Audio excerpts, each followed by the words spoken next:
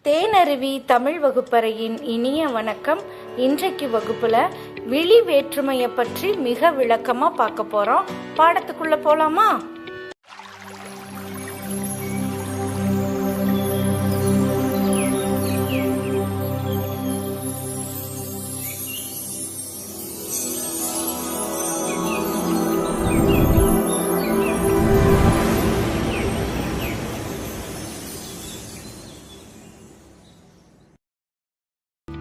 எட்டாம் வேற்றுமை விழி வேற்றுமை என்றும் அழைப்பர்.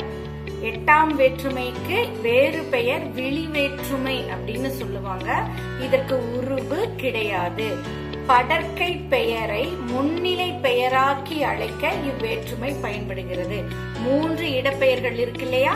தன்மை, முன்னிலை, படர்க்கை. தன்னை குறிப்பது தன்மை, முன்னாடி இருக்கிறவங்களை குறிப்பது முன்னிலை, 3ஆம் நபரை குறிப்பது படர்க்கை. அப்ப படர்க்கை பெயர்களை முன்னாடி வர்ற மாதிரி அழைக்கிறதுக்கு தான் இந்த வேற்றுமைய நாம பயன்படுத்துறோம். எட்டாம் வேற்றுமைய விளக்கமா பார்க்கலாமா?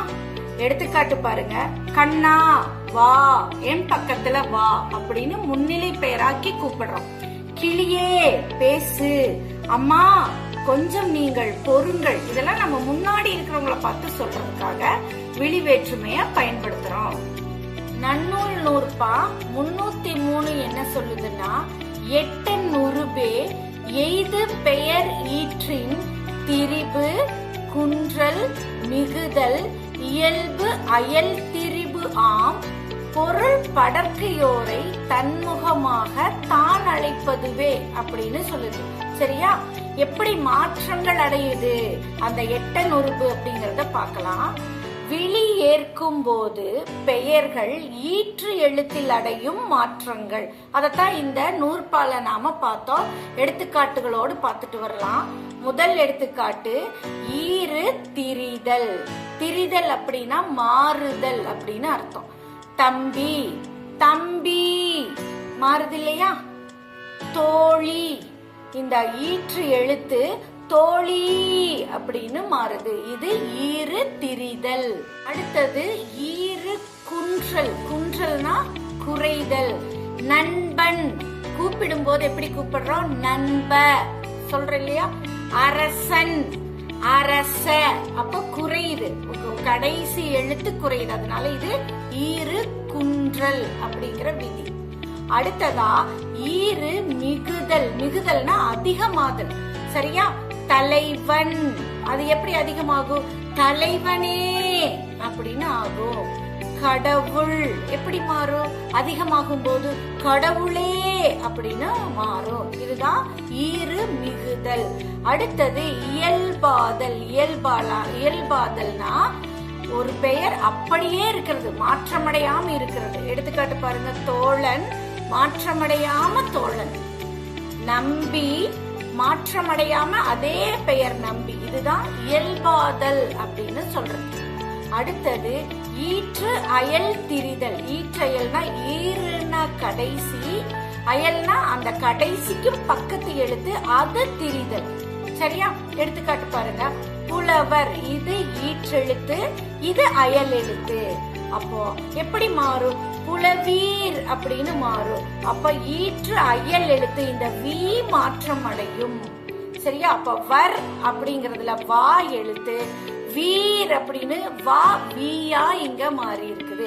இதத்தான் ஈற்று அயல் திரிதல் அப்படின்னு சொல்றோம். மக்கள், இந்த பெயர்ல பாருங்க, ஈற்றெழுத்து அப்படியே இருக்குது, அந்த அயல் எழுத்து காவா மாறுது. இதுதான் ஈற்றயல் திரிதல் விதி. அடுத்ததா ஈறு குன்றி ஈற்றயல் திரிதல் அப்படின்னா என்னன்னு பார்க்கலாமா? வேந்தன், இது எப்படி கூப்பிடுறாங்க? வேந்தே அப்படின்னு கூப்பிடுறாங்க. அப்ப இங்க ஈற்றெழுத்து இன் குறையுது, இந்த தா என்னவா மாறுதுன்னா தே அப்படின்னு மாறுது. அப்போ ஈறு குன்றி ஈற்று அயல் அப்படின்னா ஈருக்கு பக்கத்து எழுத்து, அது மாறுது. அடுத்த எடுத்துக்காட்டு பாருங்க. தோழன், ஈறு குன்றுது, பக்கத்து அயல் எழுத்து தோழா அப்படின்னு மாறுது. சரியா? அடுத்ததா ஆய் விகுதி பெறும் ஐயீற்று பெயர்கள். இந்த ஐயீற்றில் முடியக்கூடிய பெயர்கள் ஆய் விகுதியில விழி வேற்றுமையில மாறும். எடுத்துக்காட்டு பார்க்கலாம்.